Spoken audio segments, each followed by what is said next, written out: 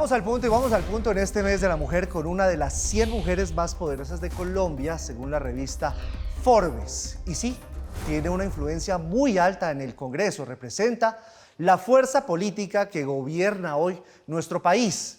Tiene unas ideas de inclusión, de equidad de género, que para muchas personas son más que necesarias en nuestro país. Senadora María José Pizarro, bienvenida a Red Más Noticias y al punto. No, pues feliz de estar aquí en El Punto, mi primera vez contigo en esta entrevista y bueno, a todas las personas que siguen Red Más, como siempre, un gran abrazo. Senadora, estamos en el mes de la mujer, se ha hecho muchas cosas, hay mucha política, hay mucho discurso, como dice mi abuelita, mucha cháchara, pero en términos reales, ¿cómo está Colombia en términos de equidad?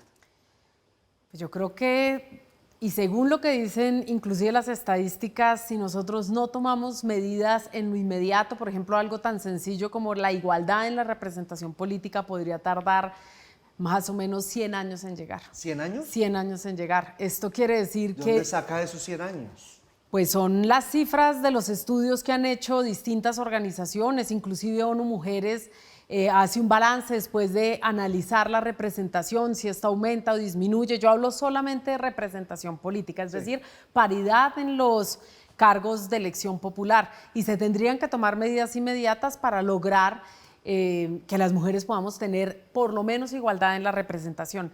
Quiere decir que aunque hemos avanzado como sociedad, por supuesto que hemos avanzado, ustedes recordarán el Congreso anterior había un 17 más o menos de representación femenina, hoy por ejemplo estamos en el 30% y eso implica que ha habido un avance, pero por supuesto no llegamos a la paridad y esto implica que las agendas, aunque cada vez están más presentes, las agendas de los derechos de las mujeres, pues digamos, no obligatoriamente logramos materializarlas y no siempre están presentes en las discusiones. Entonces, cada vez hay mayor conciencia, pero definitivamente no logramos avanzar al ritmo que deberíamos estar avanzando. Y pues en términos de seguridad, por ejemplo, definitivamente sí las cifras no están nada bien. Senadora, si es un tema, me devuelvo un poquitico, si es un tema, por ejemplo, para cuando es elección popular, quiere decir que en el colombiano todavía hay algo que no le permite decir, yo quiero que sea una mujer, yo quiero que sea una mujer la que me represente en la Cámara, en el Congreso, ¿por qué no en la Presidencia de la República? ¿Qué le falta al colombiano para que diga, mire, Colombia necesita manos de mujer para ser administrada y gobernada? Pues lo primero, un cambio cultural, porque tradicionalmente nosotros somos una sociedad machista, podríamos decirlo, donde los roles, por supuesto, y en muchísimas regiones de este país, a lo mejor no lo sentimos tanto acá, pero en otras regiones del país es evidente. Yo, por ejemplo, propuse, y además hoy es ley de la República, una ley que permite, en términos de equidad, que las mujeres también puedan poner el primer apellido a sus hijos, que sea el materno. Fue un proyecto de ley que pasó por unanimidad en el Congreso de la República, hoy es ley de la República, cada vez hay más niños a quienes les ponen el apellido de la madre, sobre todo en los casos de las madres cabeza de familia, por supuesto, las madres solteras, que eso va generando reconocimiento también a las labores que ellas realizan en el cuidado de sus hijos, pero fíjate que hay territorios donde había una gran resistencia a que esto sucediera porque tradicionalmente... Ancestral, claro.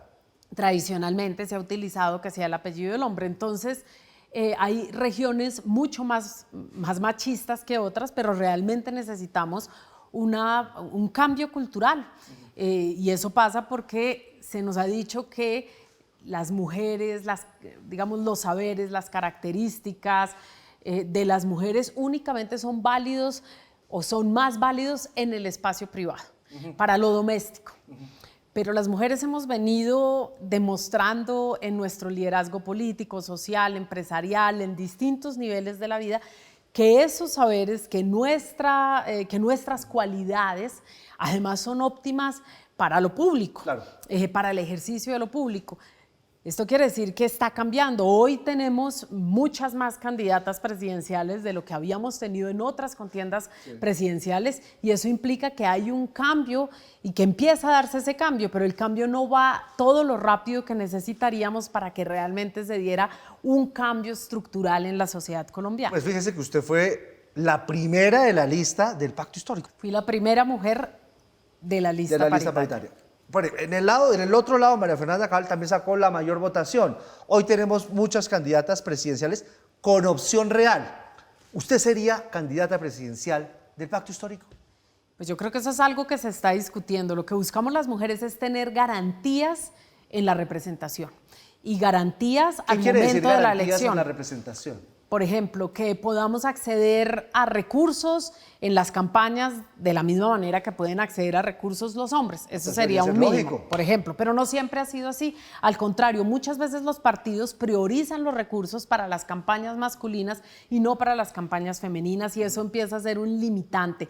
Que no se ejerza violencia política como se ejerce hasta este momento. Nosotros tenemos un aumento del 80% en la violencia política ayer, en las elecciones del 2023, lo dijo la MOE. Esto quiere decir que tenemos un aumento desproporcionado de la violencia contra las mujeres por ser mujeres, no por sus ideales políticos, no porque defienden un programa o tienen una visión de país u otra, es por el hecho de ser mujeres. Y esta es una ley que yo espero además que se pueda sancionar esta semana, ojalá fuera así, acaba de pasar por el control constitucional de la Corte, que busca eliminar y además prevenir y sancionar la violencia política contra las mujeres. Y esto va a permitir que nosotras tengamos la posibilidad de hacer campaña con igualdad de condiciones. Las mujeres en general en todo, los hombres, digamos, van sobre un terreno plano, para poner un ejemplo, y las mujeres tenemos que ir siempre escalando una cuesta. Claro. Nosotros necesitamos no estar por encima, de eso no se trata, sencillamente que los esfuerzos, que las capacidades, que las oportunidades sean las mismas. Entonces, por supuesto, ahí se requieren esfuerzos institucionales y también al interior de los partidos, y todo esto va generando condiciones óptimas para que las mujeres podamos representar nuestros partidos políticos. Pero lo cierto es que si en el pacto se llega a los acuerdos, si tenemos unidad del bloque progresista al interior del Frente Amplio, que es lo que nosotros estamos proponiendo, un bloque progresista, en eso estamos trabajando muy fuertemente, pues por supuesto seleccionando una candidatura única, y ahí tendremos que medirnos, ojalá no de manera desgarradora, sino tranquilamente, una sana competencia, y finalmente pues llegar junto con otros, parece que todos son hombres en el Frente Amplio, pues llegar a medirnos también en ese Frente Amplio y poderle ofrecer a los colombianos y a las colombianas una candidatura amable, viable, empática, femenina. Empática, sí, y que ponga de presente pues nuestras cualidades, claro, y además nuestro ejercicio. Yo creo que en mi caso personal yo he hecho un ejercicio en la política absolutamente coherente, sí, y además transparente. Sí. Doctora María José, usted ha tenido un trabajo en la política muy transparente y muy suyo, muy con su identidad y su forma de pensar. Eso se lo reconoce el país. Pero ¿qué pasa cuando en un escenario de contienda usted llega con un Armando Benedetti que está al frente de toda esa arquitectura para buscar nuevamente quedarse en la gobernanza de Colombia en el próximo periodo presidencial, y un Gustavo Bolívar? ¿Ahí usted cómo se ve? ¿Cómo se ve esa ecuación suya en medio de ellos dos? Pues bueno, afortunadamente no estoy en medio, no me veo en medio de ellos dos. Precisamente por mi ejercicio autónomo, independiente, a mi manera, coherente. O sea, yo defiendo mis principios, lo he hecho siempre, estoy en mi lugar político y no ando tampoco mirando a los lados. Lo segundo, he sido absolutamente clara, por ejemplo, en el caso de Armando Benedetti, él es hoy el ministro del Interior, yo soy senadora de la República, y en el marco de esa interlocución, y además soy senadora de la bancada de gobierno, pues tiene que haber una interlocución que es obligatoria por las decisiones que tomó el presidente de la República. Sin embargo, yo espero que él responda por los distintos señalamientos que tiene, y lo tendrá que hacer ante la justicia. Pero no tengo yo por qué responder, ni voy a responder por las actuaciones ni de Armando Benedetti ni de ningún hombre, porque creo que nosotras ya estamos cansadas de tener que salir a la palestra a dar la cara cuando nosotras hemos mantenido coherencia, principios, ética y un actuar, yo creo que transparente en la política.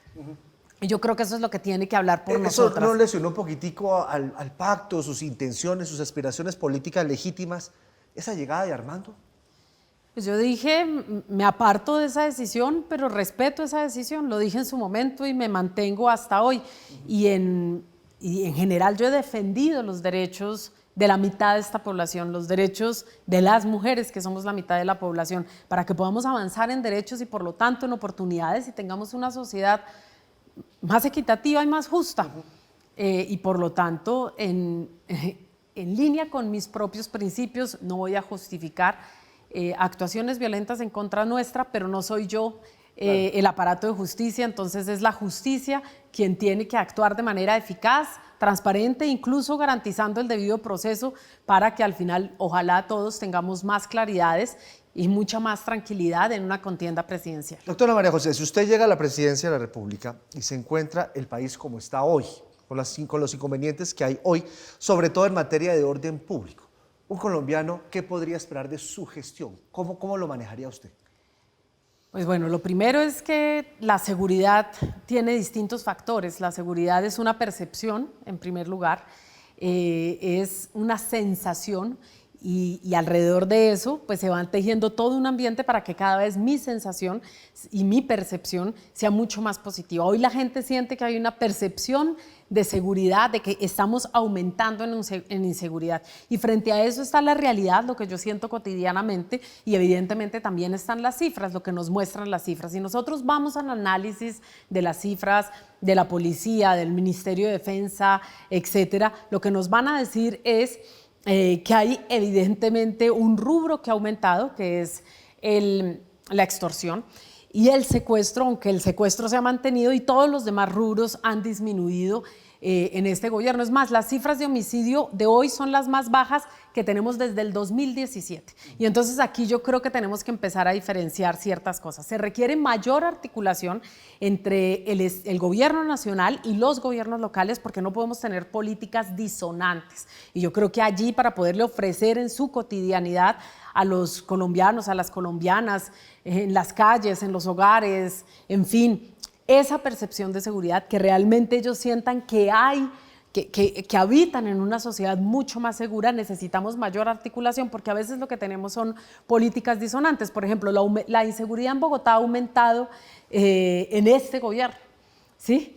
Y por lo tanto, la conversación entre el gobierno nacional y el local tiene que darse, pero además las claridades, porque quien es responsable de la seguridad en Medellín, en Bogotá o en Cali son las alcaldías, son ellos los responsables de su política de seguridad.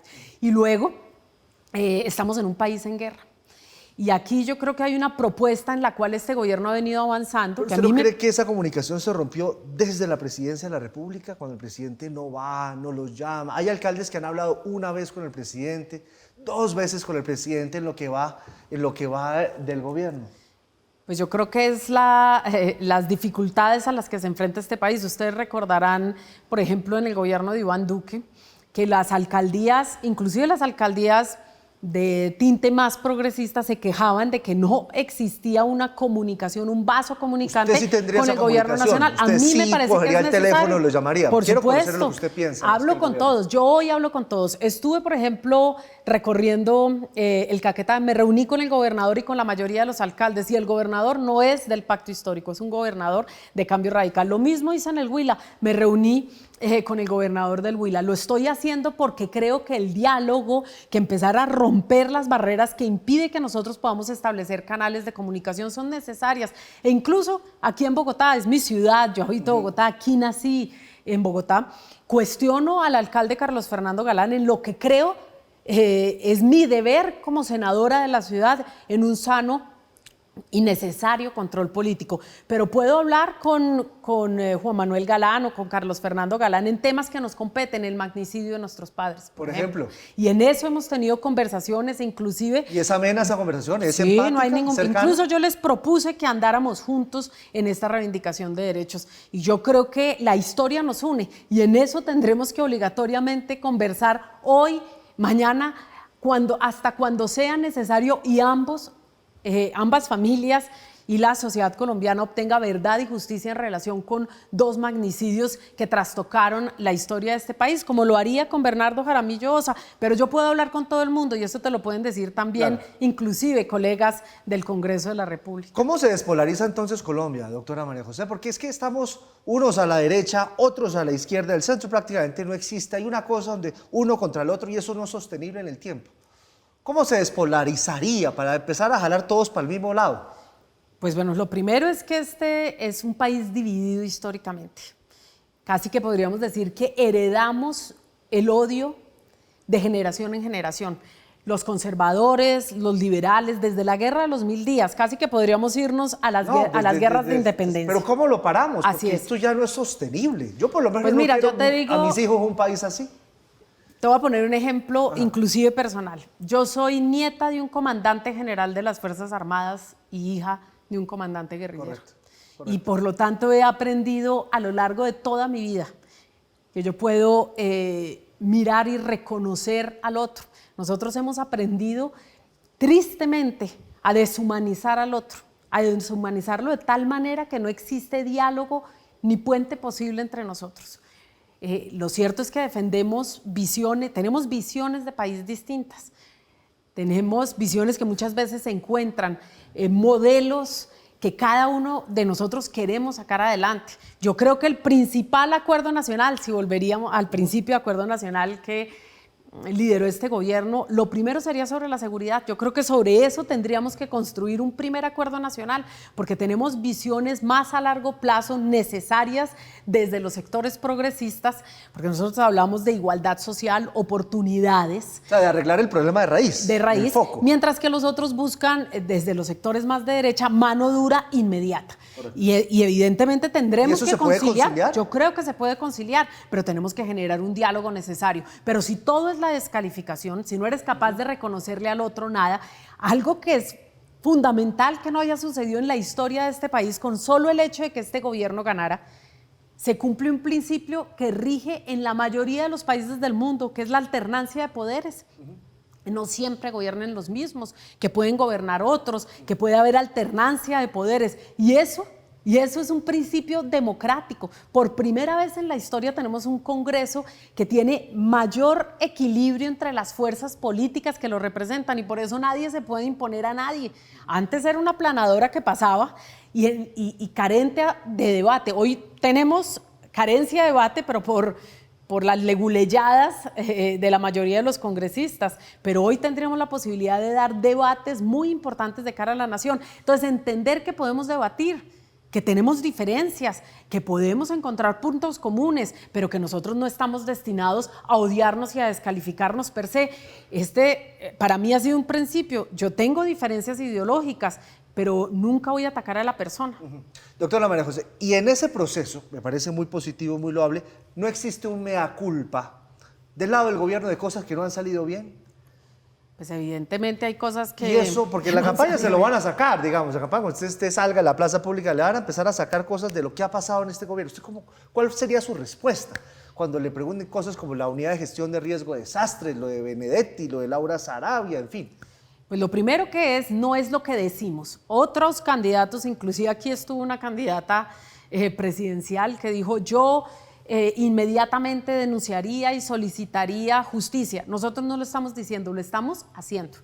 Este gobierno fue el primero no solamente en exigir que la justicia actúe de manera inmediata, yo misma, quien caiga, quien tenga que caer, que se investigue de manera inmediata porque nosotros queremos, y esa es de las tristezas, ver que el progresismo no estaba exento un gobierno progresista no estaba exento de escándalos de corrupción, que está enquistada la corrupción en la sociedad colombiana, pero que tenemos que cambiar la cultura política de este país porque se ha construido sobre esa base.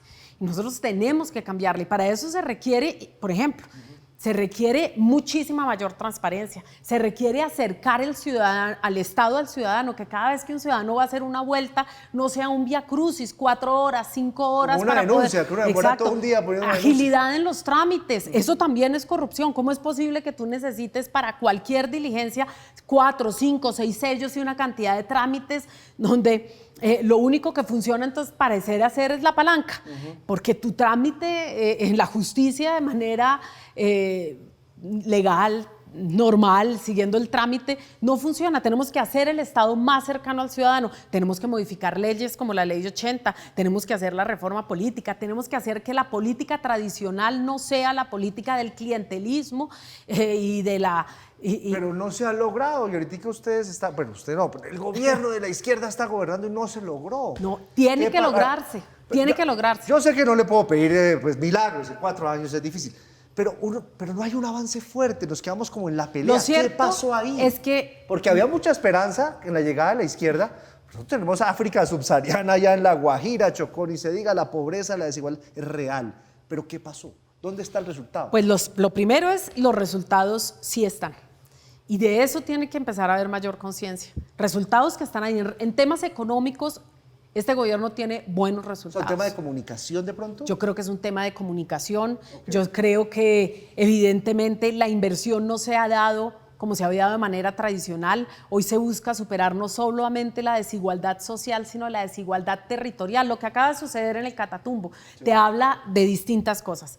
La forma en la que la propuesta del gobierno en los decretos de conmoción interior. Lo primero, la mayor inversión en el Catatumbo para los próximos 10 años. Estamos hablando de 6,8 billones de pesos, que son 158 proyectos de distinta índole: vivienda, seguridad, carreteras, es decir, transporte, movilidad, universidades, etcétera, para lograr generar un entorno más de oportunidades en el Catatumbo. No es la visión tradicional que ha existido en este país, y tenemos experiencias nefastas de la mano dura, de la firmeza y del pie de fuerza ante cualquier otra cosa. Aquí se mezcla presencia de pie de fuerza y oportunidades. Y yo creo que eso es una mirada distinta sobre el territorio, porque si el territorio sigue aislado del país, por ejemplo, Odebrecht era la vía hasta Ocaña. Ocaña Gamarra. Eso no se dio. Finalmente, el Catatumbo no se pudo comunicar con el resto del país, claro. Y por lo tanto los campesinos, ¿cómo hacen para vender sus productos? Si se hubiera hecho otra cosa, pasaría. Exacto, si no se hubieran robado la plata, si se hubiese construido, inclusive no Ocaña, tal vez Altarra o tal vez a cualquier otro municipio central del Catatumbo, nosotros logramos conectar el Catatumbo con el resto del país, y sus habitantes no solamente no se sienten ajenos, sino se sienten parte de la nación colombiana y tienen oportunidades de prosperar. Claro. En La Guajira pasa exactamente lo mismo. 200 años robándose los recursos de La Guajira. Si tenemos una inversión territorial sobre La Guajira, por eso lo de los carrotanques es desdeñable y cuestionable desde cualquier punto de vista, porque se trata de ofrecerle oportunidades a una de las regiones más abandonadas de este país, y hoy se está haciendo. Hay una gran inversión de recursos, e inclusive, ¿cómo es posible que existan grandes parques solares o grandes proyectos energéticos en La Guajira y la gente de las rancherías no tenga luz? Y ven los paneles solares, ven los grandes molinos para la producción de energía eólica, pero ellos no reciben luz. Claro, tiene que haber un principio de igualdad, que se desarrollen los proyectos de infraestructura, pero que la gente pueda beneficiarse de los proyectos de infraestructura. Doctora María José, en un tema como el proceso con el ELN, yo personalmente, como director del noticiero, lo he dicho públicamente, asaltaron la buena fe de un gobierno que hizo todo para hacer la paz con el ELN y ellos no quisieron, es lo que nosotros vemos. Usted, si es la presidenta de Colombia, ¿seguiría intentando en la negociación con un grupo como el ELN? Pues mira, yo hago parte de la delegación, además, soy parte de la delegación del gobierno en los diálogos hoy suspendidos con el Ejército de Liberación Nacional, y tengo que decirte que tengo un profundo desencanto. Porque si no lo hacían ustedes, no lo hacía nadie. Siento exactamente lo mismo. Se tendió la mano. Este gobierno tiene, como ningún otro gobierno, voluntad real de dialogar y de sacar adelante procesos de paz. Y lo que uno siente fue que nos tiraron la puerta en la cara, y no a nosotros, le dieron la espalda a la sociedad colombiana. Lo que sucedió en el Catatumbo es un crimen de guerra, y así hay que decirlo con todas las letras. Y por lo tanto yo siento que lo que estamos viviendo estamos entrando en algo que nosotros hubiésemos querido evitar, y es el tercer ciclo de la guerra en Colombia. Pero además cargamos con una tragedia histórica. Hemos sacado adelante diálogos de paz a lo largo de nuestra historia. Podríamos irnos hasta los acuerdos de Neerlandia con Rafael Uribe y podemos ver cómo sistemáticamente se traicionaron los acuerdos de paz. Es decir, hemos logrado sacar adelante negociaciones, pero no hemos cumplido lo acordado. Y eso es una tragedia para nosotros, porque es una responsabilidad, por supuesto, y lo digo porque soy hija de un firmante de paz, y mi padre fue asesinado ayer, hace 35 años firmó la paz y fue asesinado 48 días después. Y eso no es cumplir un acuerdo de paz. Entonces, por lo tanto, necesitamos que eso se cumpla para no retornar cada vez que se incumple un acuerdo de paz. Nos enfrascamos en ciclos más degradados de la violencia en Colombia. Y eso es lo que está sucediendo hoy. Entonces, yo creo que los gobiernos siempre, y en un país como el colombiano, siempre tenemos que tener una política de paz, tal vez una política de paz más social. Si los grupos armados no tienen voluntad real de avanzar, la paz es con la sociedad. La paz es condición previa, no una consecuencia. Y por lo tanto, implica oportunidades para los colombianos, implica que los jóvenes del Catatumbo, del Chocó, tengan oportunidades para poder tener un proyecto de vida distinto al de las armas. Tal vez tenemos que generar más paz con la sociedad y enfrentar de manera efectiva a los grupos armados, pero lo cierto es que las políticas de seguridad tradicionales de nuestro país tampoco han acabado con los grupos armados. Sí, en esto vivos. Todo el mundo ha fallado. Todos están vivos. Y por lo tanto, necesitamos entender que transitamos a un modelo distinto. Ya no es la lucha contra las insurgencias de los años 80, porque ya no existen los grupos insurgentes como existieron en los años 80, ni es la lucha contra el paramilitarismo, porque ya no existen las estructuras paramilitares o las Autodefensas Unidas de Colombia como existieron en los años 2000. Necesitamos evidentemente una ley que no hemos podido sacar adelante, que es la de sometimiento a la justicia, para que estos grupos puedan, si quieren, someterse mientras mantienes sometimiento individual, y por supuesto tienes que darle un tratamiento, además ya esto cambió. Nosotros estamos hablando de transnacionales de la droga y por lo tanto ya no es única y exclusiva responsabilidad de Colombia, sino que tenemos que entrar inclusive en un diálogo continental para saber cómo vamos a enfrentar un flagelo que nos afecta a todos. Y allá hay distintas miradas sobre esto. Pues yo creo que podemos aprender de ejercicios como los mexicanos o como lo están haciendo otros países del mundo y empezar, digamos, a construir un modelo a la colombiana, porque nuestra realidad es distinta, pero que sea efectivo. Mire que a Claudia Sheinbaum le ha ido divinamente con Trump. Creo que la mandataria que mejor ha manejado a Donald Trump es Claudia Sheinbaum. Si usted llegara a ser presidenta de Colombia, usted le toca manejar a Trump. ¿Cómo va a ser? Pues creo que la línea de Claudia Sheinbaum es una línea femenina. Pero él está encantado, se ríe y le echa piropos y toda la cosa. Nosotras todos los días resolvemos conflictos. Eso es verdad. Todos los días resolvemos conflictos en todos los ámbitos de nuestra vida, y lo que está demostrando Claudia Sheinbaum es que esa característica, esa cualidad que se había considerado válida única y exclusivamente en el ámbito privado y en el hogar, es fundamental en la diplomacia internacional.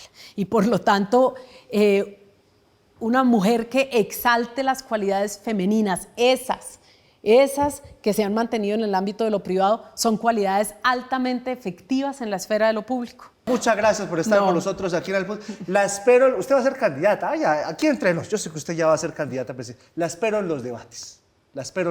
Y qué bueno que el power femenino, Colombia necesita manos de mujer, eso sí lo he dicho público y privadamente. No sé si derecha, izquierda, centro, pero bueno. Gracias por estar con nosotros. No, a ustedes, de verdad, muchas gracias y siempre feliz de estar en Red Más.